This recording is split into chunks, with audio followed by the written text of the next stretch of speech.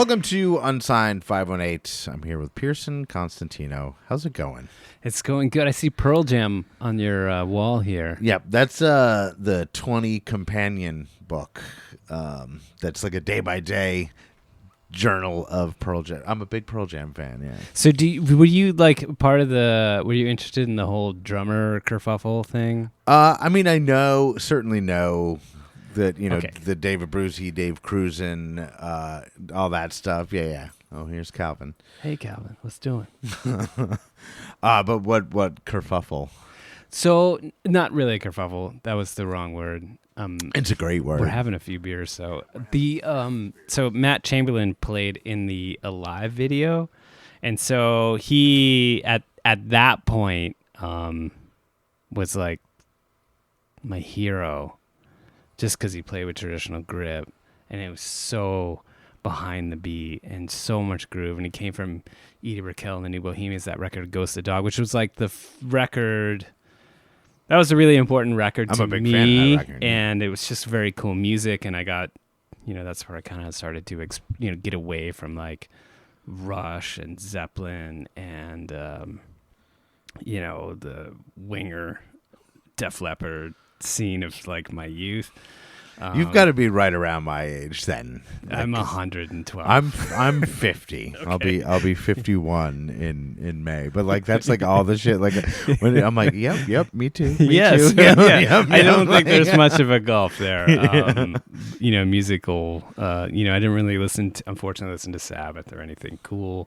It was either like that shit or heavy into jazz, which was on the record player in my house all the time, or like Pat Metheny and roots music, which became a big part of my music career later on.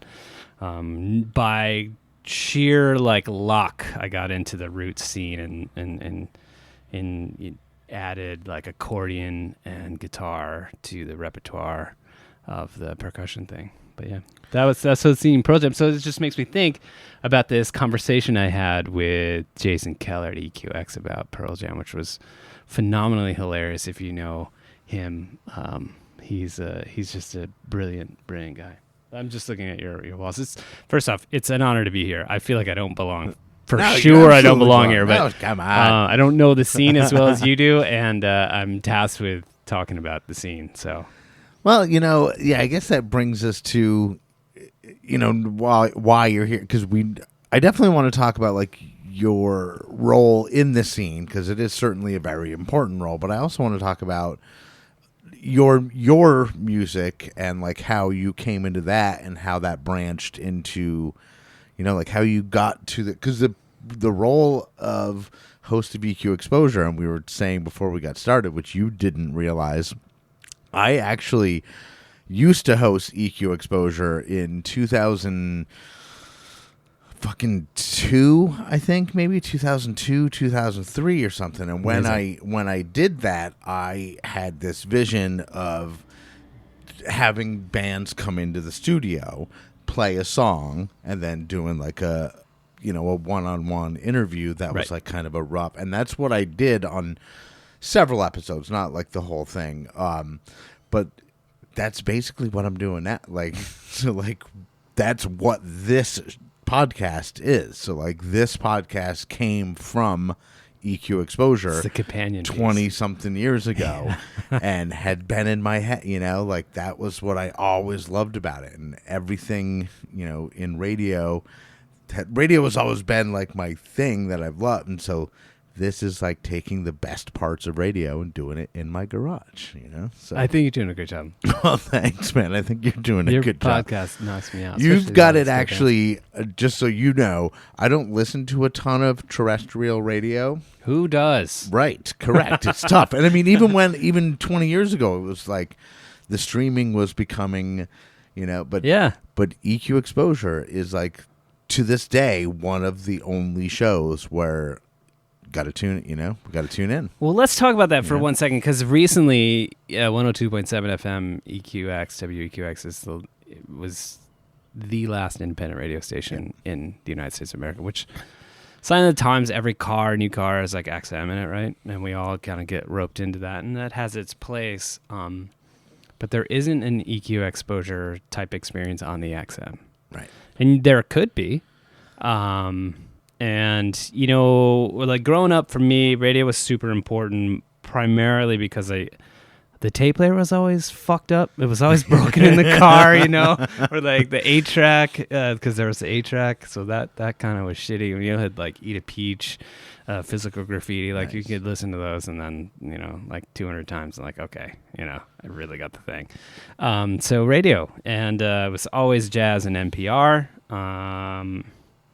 And then when I was in New York, I got connected to FUV and WFMU, which was like a root station. I'm talking about this roots thing. I don't know why, so I was thinking about it on the way over here. Like, what could I possibly add to this show? But that's the joy of it, is that like this isn't like anything that needs adding to, or like this is just two people that have a common interest talking. That's true. And you know, that's the beers are certainly not going to hurt, you know. Like, first off, I love your band. Let's say that. Thanks, and every time man. you guys send a tune, you know, I want to make sure thank you. We I get to appreciate play that. it, because there's no like, I don't really have a hard and fast on like what gets played. I have to be honest, I don't play everybody's work. Sure. Because there is a certain thing with EQX where, you know, I think when they asked me to come on air, it was maybe just kind of like a foolish mistake, because I think they were thinking, oh, this guy's friendly, and I was on the radio because of the beer piece, and then had no idea that I was like this brooding, self-involved narcissist musician who really only sees things in this tiny little box of music that no one really wants to listen to. But so I kind of, being a complete outsider, I'm not from around here. You know, I've only lived here less than 10 years and not in the music scene.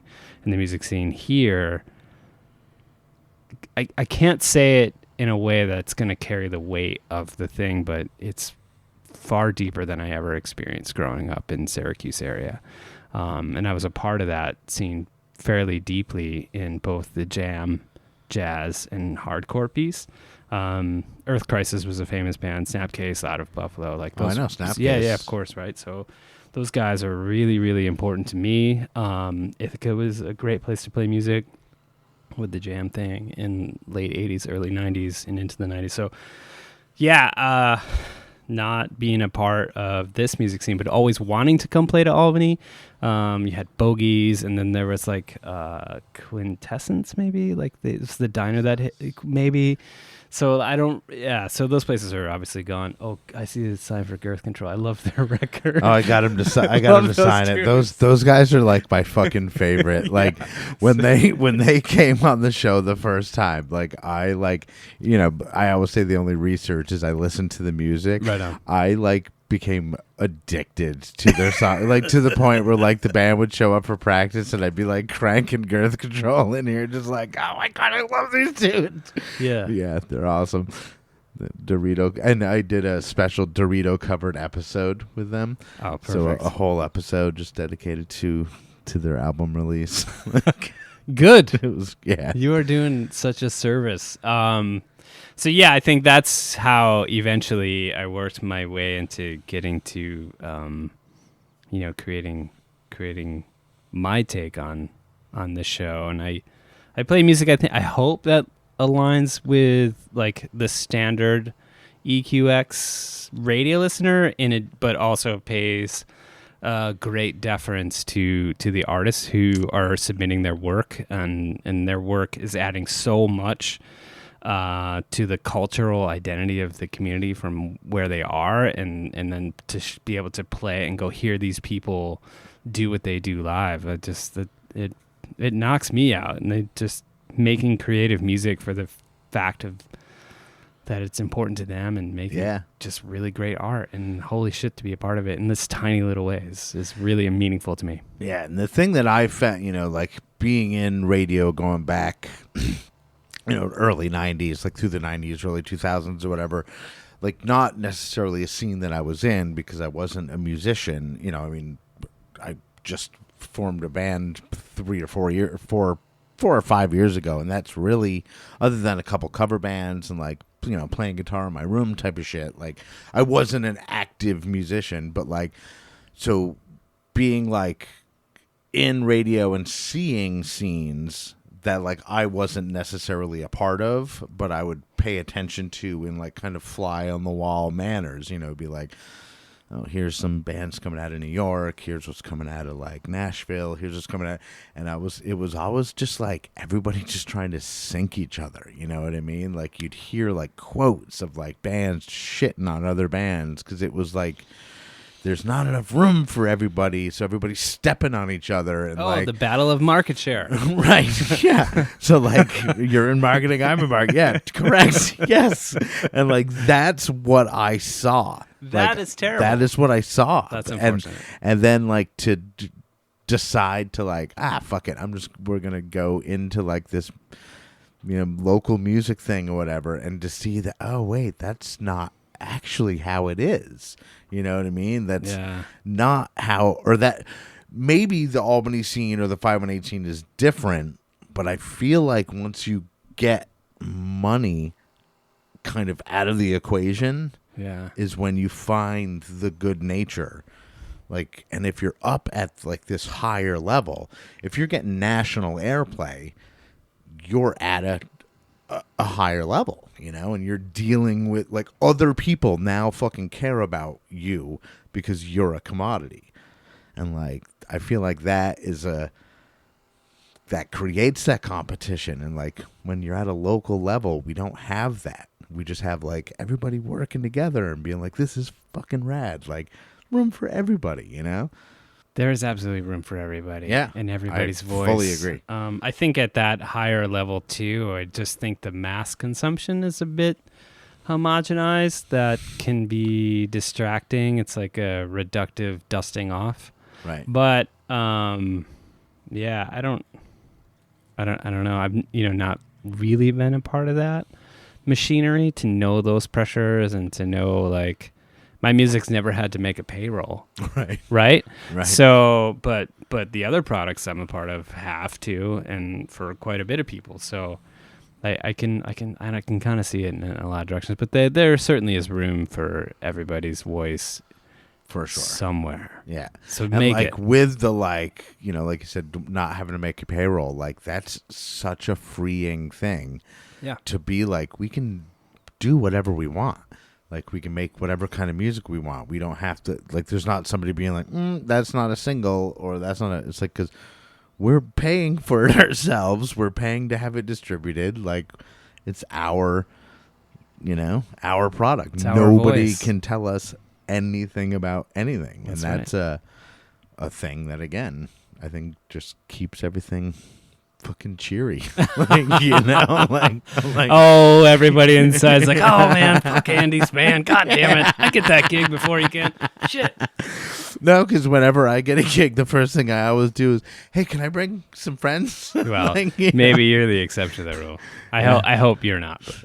No, I like we've got like a network of bands certainly that like to play together a bunch. Yeah. That like I just love, you know, and be like, hey, you want to play with us here? Sure. Do you want to play with us at this place? And then so you do have your network of cohorts. Oh yeah. Like there's definitely several like bands and like people that like through the show or like through the band or whatever that you know, what's more important to me is like the friendships that I make. Yep. So the position that I'm in right now is like I get all these fucking cool people to come to my garage and hang out with me, and in some cases, how did I get here? It's like I think you came up Route 4. No, and in some cases, it's like musicians that I like really respect that have come in here and played, you know, done acoustic performances. How cool! Like that, I'm like, that's. You know, that's a special thing to just, you know, and a lot of the times what I do is I set them up and hit record, then I just leave the room. Right.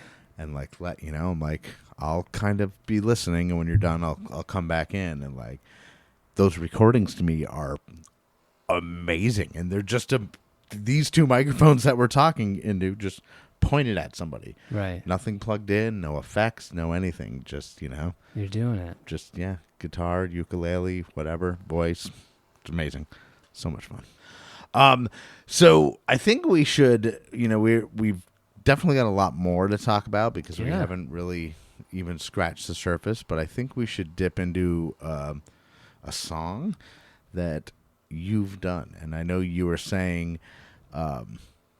that it's, I don't know how you described it. Would you say music that's a little more difficult to listen to? Yeah, so it takes a little more patience to absorb, and yeah, it's not like you're gonna just like. So do you have those? So, Andy, do you have those records that you listen to and you love all the time, and they're always there for you? And then you have those certain artists and recordings that kind of like you love them, but the stars need to be aligned before you can play that whole thing, and you gotta like listen to the whole work. Yeah, immediately who comes to mind is, and it's probably not, but Daniel Johnston. Sure. I have a vinyl of his that I got when I was it was a record of the month club during COVID. Oh, cool. So you get and they would pick it for you. They would you'd allow them access to your Spotify playlists, and they would based off your Spotify listening, they would give you all these records, and you'd get 3 a month. It was fucking wild. I got some really cool shit, but one of them was a Daniel Johnston record. That's and Dan, it's I guess kind of hard to listen to, if you don't get but when I do, I have to listen to the entire. I cannot just listen to one song or put it on, listen to 2 or 3 songs and be done. It's no, got to listen to the entire thing, and it's. Yeah, so I know that's what amazing. you mean. So it's sort of just reminds me of where Pandora started with that music, that human music genome thing. Yeah, which a friend of mine, Scott, was a part of. I think of Spotify playlists. So if mine is field recordings of Alan Lomax, Delta Blues, that you really need to listen to closely, Mississippi John Hurt, and Meshuggah. So where are they gonna send me? Right. What am I gonna uncover?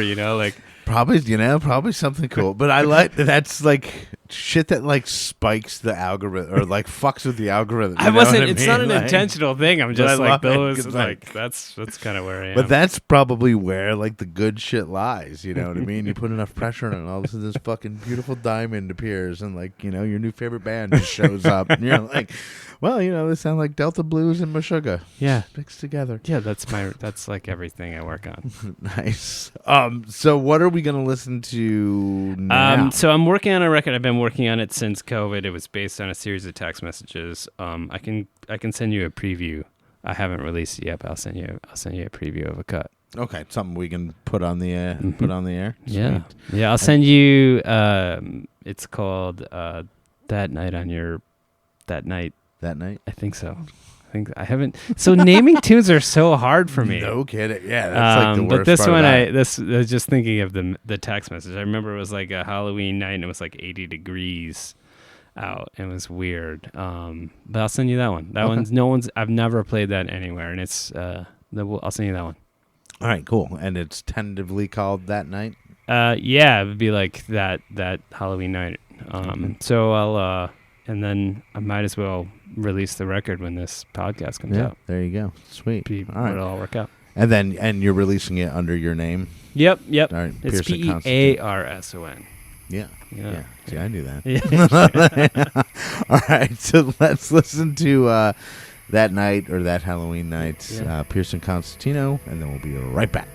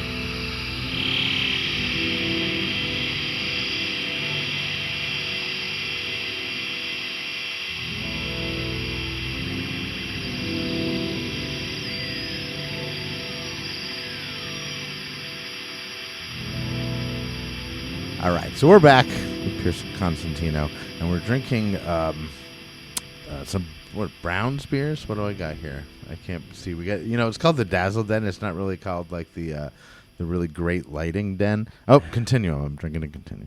Yeah. So anyway, we were saying I'm drinking Saturday Savior, which I named after a tune by Failure, which is one of my favorite bands. Yeah, I know. I don't know Failure stuff like too much, but I do know like their connection to like Tool and A Perfect Circle. Like every band actually likes Failure, because like Troy Van Leeuwen, yeah. Queens, and Troy Van Leeuwen was in A Perfect Circle on the first of record, the first where they did, and then on the second one they did The Nurse Who Loved Me. Yeah, James Iha came in on that. Yeah. Great shit. Fucking Maynard, man. God damn. I mean, like Tool's one of my favorite bands. Sure. But Tool's one of those bands that like I can't just drop in on a record. I gotta like clear the deck and like Correct. It's Tool time. And like not sometimes like it's I Tim don't Nail's like Tim fucking Taylor. You know what I mean? But it's like Tim Taylor. It's like, but it's time to listen to Tool and like fuck off. And I've maybe got through Fear Inoculum once. I absorbed the shit out of that. I even got the CD with the. Oh, I wanted that so bad. Yeah, I got it, and it was funny because like I was at work and I did. I worked at a butcher shop and did marketing for them, and one of the managers knew that I was a big Tool fan, and I was at work, and he had the day off, and without saying anything, just like nothing, not a word, he comes in the next day and gives me one, because they sold out like super, super fast. Yeah. And he had gone in and he goes, I was walking to the checkout counter and somebody had like buyer's remorse and had like set it down on buyer's remorse. Set it down like kind of in asshole the, is I that? know, right? And set it down like in the like end cap of the register. And he said, as he's standing there in line, he just looked over and said, "Oh, what's that?" And saw it, was like, "Oh, fuck."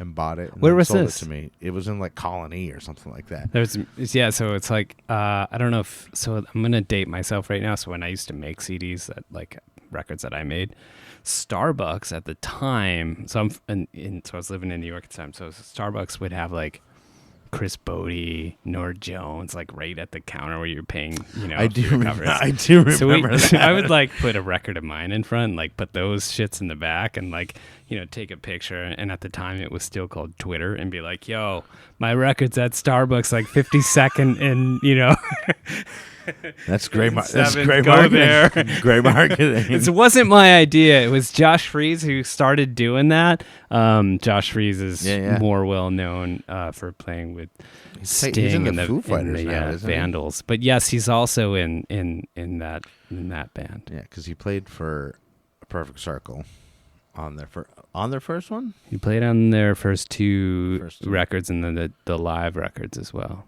Yeah, he's touring with them again. It's not like I'm a Josh Freese. Anyway. So yeah, he's amazing, and he's one of those guys that's just such a great job. I remember listening to him for the first time on Dweezil Zappa's first release, and Josh Freese was like, he's maybe 4 or 5 years older than me. So like everyone's like, well, he's 17, you should be better. I was like, well, god damn it, I'm working on it. I'll get there. Let me figure out how to meet Terry Bozzio and take lessons. Or hang out with Vinny Caluta.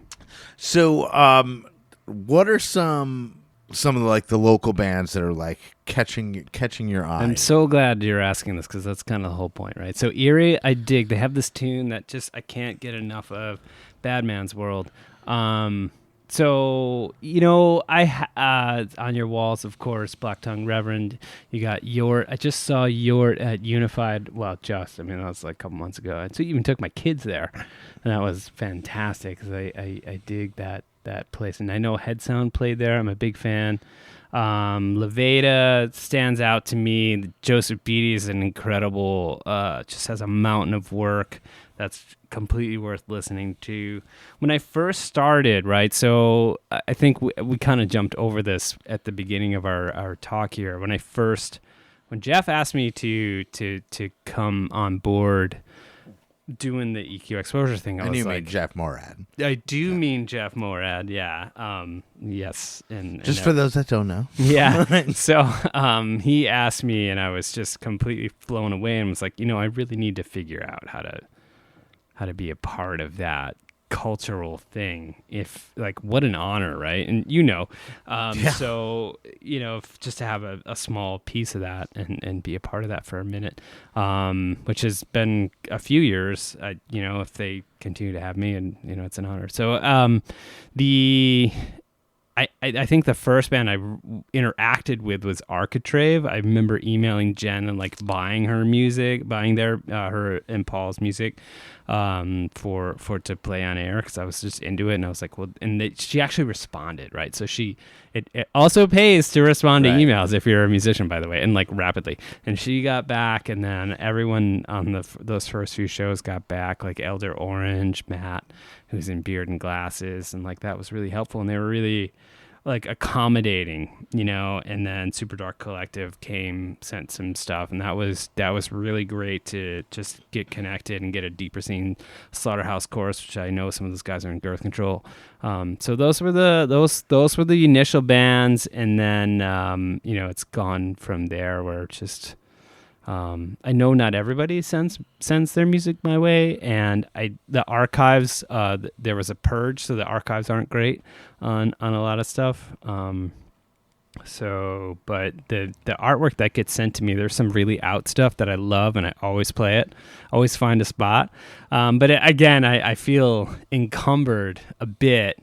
Maybe it's the years of the corporate work that has put me this way, to like try and get everything that's is mass appeal as I can for the station, and then can sneak these things in that hopefully, so if someone is like not turned off necessarily by a lower quality recording, and then there's like a blend of that, so like you can sneak those tunes in, and that person didn't turn the radio station off when they're in their car, if they're at home or streaming it on an app. And like I remember doing it years ago. It was all coming off of, people would send in physical CDRs.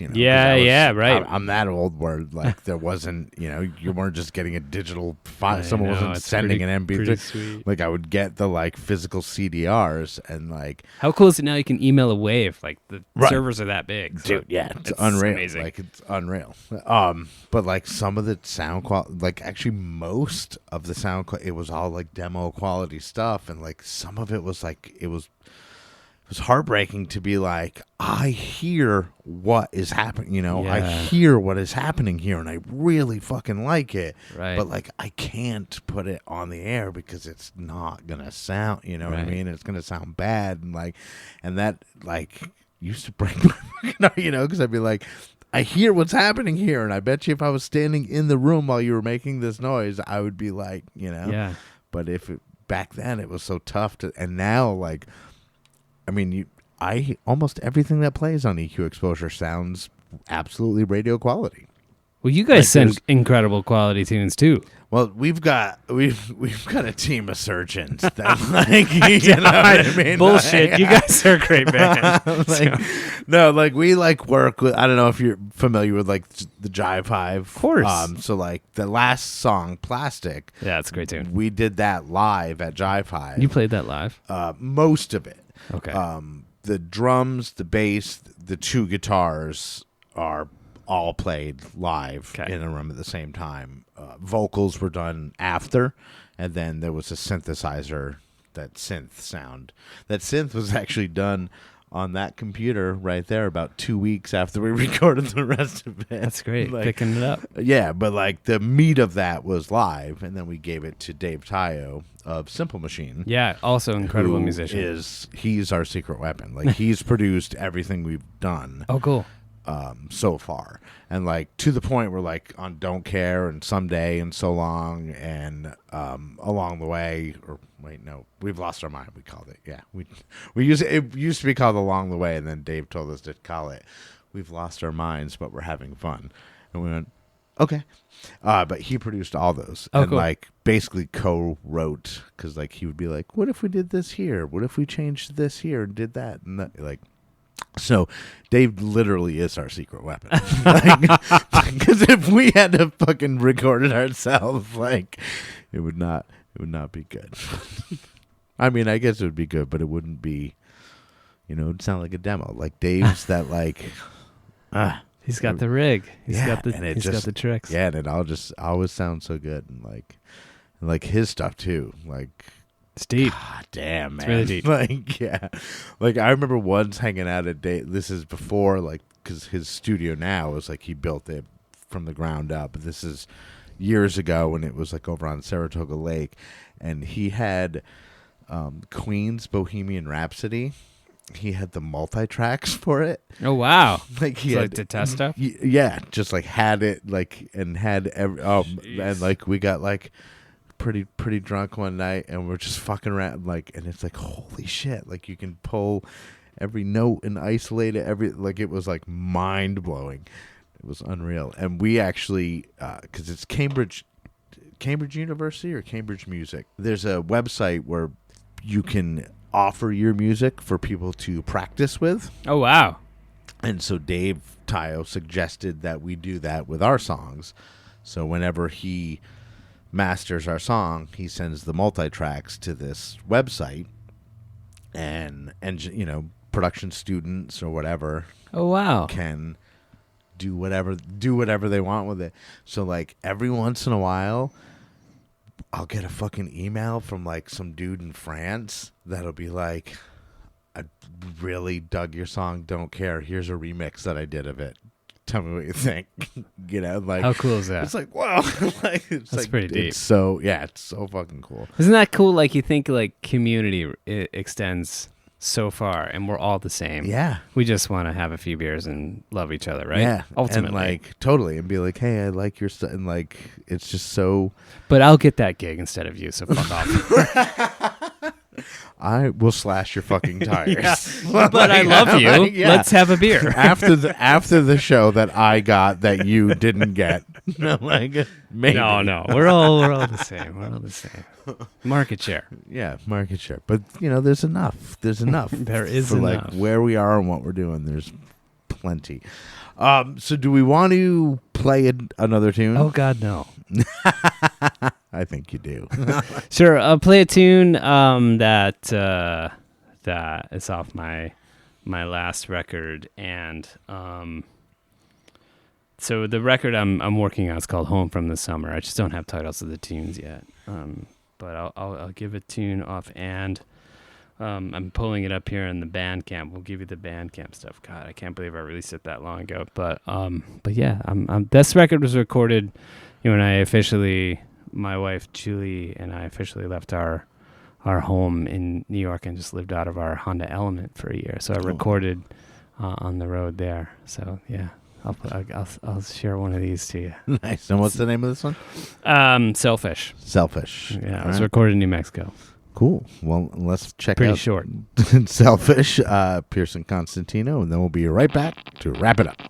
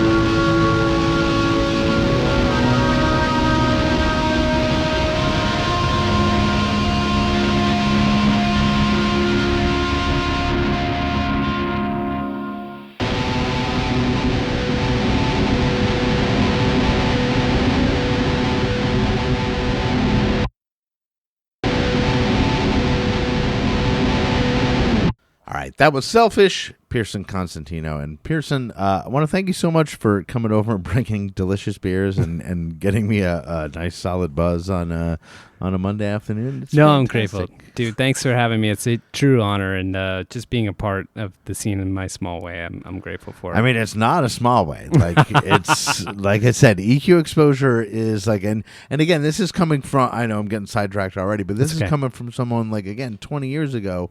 I used to be the host. Yeah. But when even now, hearing my song on it is a fucking thrill. So, like, what you're bringing to the scene is in each individual instance. Just think of it. Every song you play is sparking someone's, like, I don't want to say like creativity, but it's like giving someone that motivation to continue. You know what I mean? You're like, oh shit, I hope so. It God absolutely damn it. is. Like That's the whole every point. single time you play a song, there's somebody out there that is feeling it and being like, fuck, man, I just got played on the fucking radio. You know what I mean? The like, last it's a independent huge radio thing. in the nation. Yeah, yeah. And, you know, so it's a huge thing.